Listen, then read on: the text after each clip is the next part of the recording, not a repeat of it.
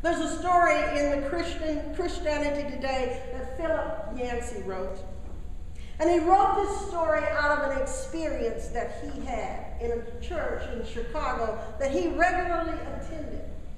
And the church was on sort of a brink of crisis. And he wrote this: the pastor had left, the attendance was flagging, a community outreach program now seemed threatened. The leadership suggested an all-night prayer vigil. Several people began to question, he said, was it safe to be in the inner city church in that neighborhood? Should we hire some guards or some escorts for the parking lot to escort people in and to escort people back to their cars to make sure they were safe? There was a lengthy discussion on the logistics and the practicality of having an all-night prayer vigil.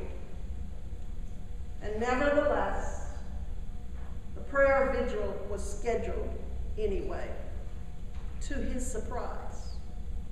And even more to his surprise, he said, the poorest members of the congregation, a group of senior citizens from a housing project, were the ones who responded most enthusiastically to the prayer vigil. And when they arrived that night for the prayer vigil, everyone was probably thinking, oh, we'll be here 2 or 3 hours. And so they began to ask this little group of senior citizens who lived in poverty, who lived in communities of crime. And they said, how long do you want to be here tonight? And there was a 90-year-old lady who could barely walk. She walked with a cane and could barely see. And she had this to say. She said, you see, there's lots of things we can't do in this church. We ain't so educated, and we ain't got so much energy as you young folks, but we can pray. We got time and we got faith. Some of us don't even sleep very much anymore, and so we can pray all night if it's needed. And so they did, he said. And he said this, meanwhile, the bunch of yuppies in the downtown church learned a new lesson of faith from the Gospels. Faith appears where least expected and falters where it should be thriving. I think that's what Jesus was trying to get across. Faith. Faith that should be thriving in the midst of some trying and difficult situations. Poverty, hunger, losses, weeping. Paul is reminding us in the book of Ephesus, do not allow our circumstances, our now and our present, to define who we are, whose we are, and our self-worth. When we allow God to define who we are, what we are indeed greatly blessed. We may weep for a while, but joy will come in the morning. When we look for God, God is there. When I think of the saints, one man said this, saints are sinners who keep on going. When I think of Cheryl Walker, coming in the wintertime, pouring down rain sometimes, but there she was, in her wheelchair, sitting back there.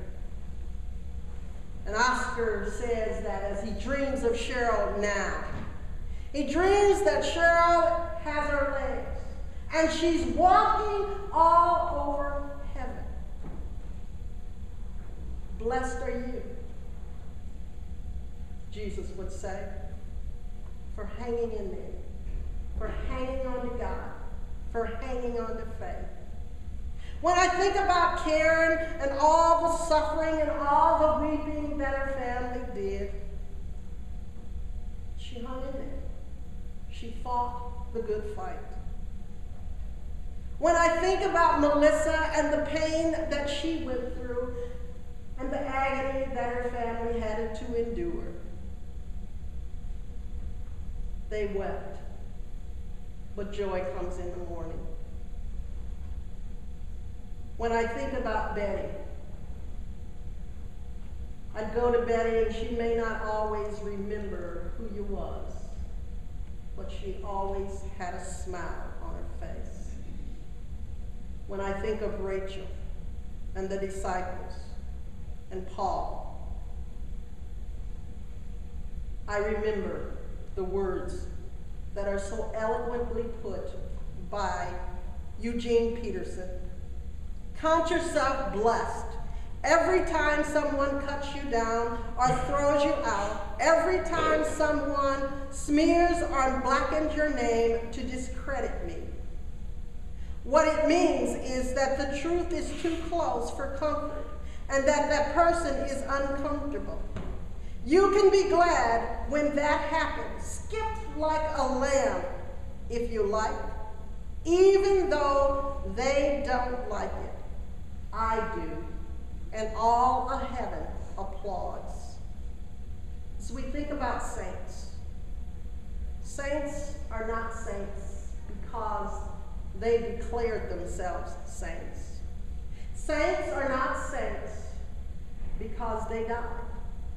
Saints are saints because they lived and they dared to make a difference in our world. A world of hunger, a world of pain, a world of suffering, a world of injustice. And yet, our world was better because they were there. Amen.